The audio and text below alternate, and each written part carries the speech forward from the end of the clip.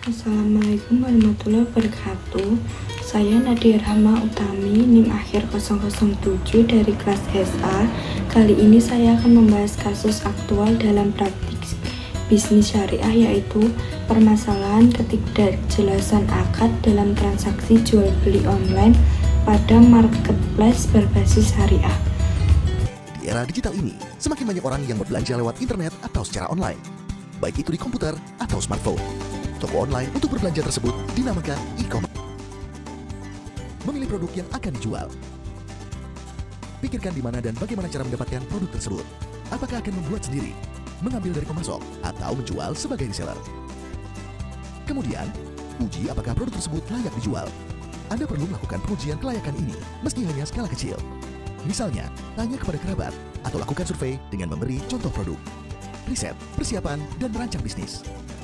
Setelah mendapatkan produk, menilai potensi jualnya, dan menemukan pemasok produk tersebut, Anda siap untuk membuat rancangan bisnis. Rancangan bisnis akan menjadi peta yang membantu jalannya operasional bisnis. Tentukan metode pembayaran.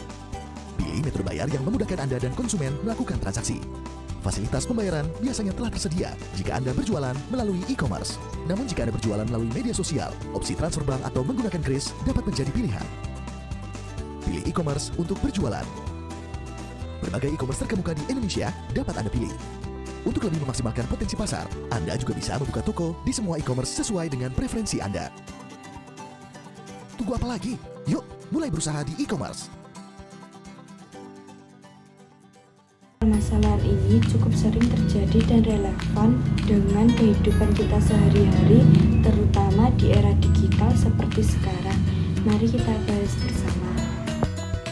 Pengantar masalah yaitu sebagai contoh, di sebuah marketplace berbasis syariah, ada keluhan dari konsumen yang merasa barang yang diterima tidak sesuai dengan deskripsi di aplikasi.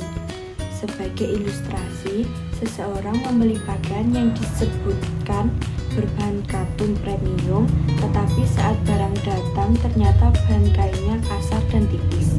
Kasus ini seperti ini sering menimbulkan perdebatan apakah transaksi semacam ini sah atau menurut hukum syariah. Nah, untuk menjawabnya kita harus melihat prinsip akad atau kontrak dalam hukum perikatan Islam. Untuk penjelasan teori hukum perikatan Islam, dalam Islam akad atau kontrak adalah dasar dari setiap transaksi. Agar sah, sebuah akad harus memenuhi 3 rukun utama, yaitu 1. Pihak yang berakad atau al-aqidah. Penjual atau pembeli harus memenuhi syarat seperti balik, berakal, dan memiliki kebebasan dalam bertransaksi. Yang kedua, objek akad atau al-maqud alayah, atau yang berarti barang yang dijual harus jelas spesifikasinya, halal, dapat dimiliki, dan dapat diserahkan. Untuk yang ketiga, ijab dan qabul. Ada pernyataan kesepakatan antara kedua belah pihak yang dilakukan dengan jelas dan bebas dari unsur paksaan atau keraguan. Selain itu, ada 2 prinsip penting dalam akad jual beli syariah, yaitu yang pertama, sidik atau kejujuran. Penjual wajib memberikan informasi yang benar tentang barang. Untuk yang kedua, gharar atau ketidakpastian. Dilarangnya adanya ketidakjelasan yang merugikan salah satu pihak.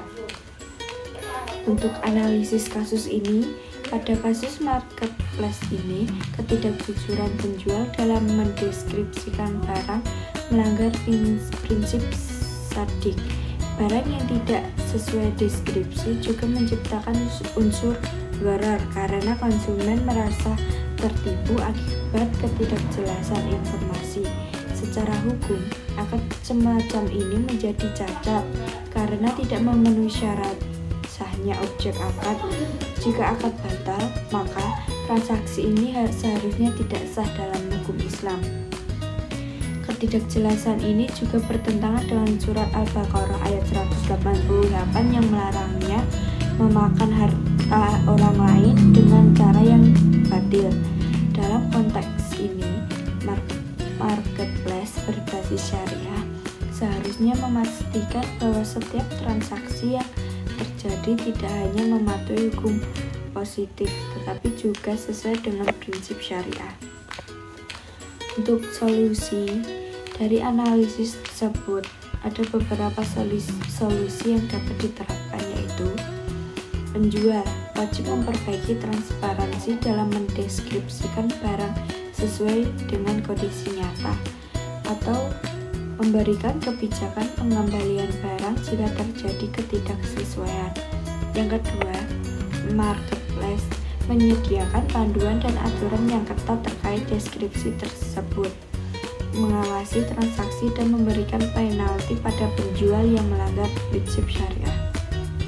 Untuk yang ketiga, lebih teliti membaca deskripsi produk dan memanfaatkan fitur diskusi atau ulasan sebelum membeli, mengutamakan platform yang memiliki komitmen kuat terhadap prinsip syariah. Untuk kesimpulannya, ketidakjelasan akad dalam jual beli online tidak hanya melanggar prinsip syariah, tetapi juga dapat merugikan kedua belah pihak. Marketplace berbasis syariah harus menjadi garda terdepan dalam menjaga kepercayaan konsumen melalui transparansi dan kejujuran. Semoga kita dapat lebih bijak dalam bertransaksi sesuai prinsip Islam. Terima kasih telah menonton, semoga bermanfaat. Assalamualaikum warahmatullahi wabarakatuh.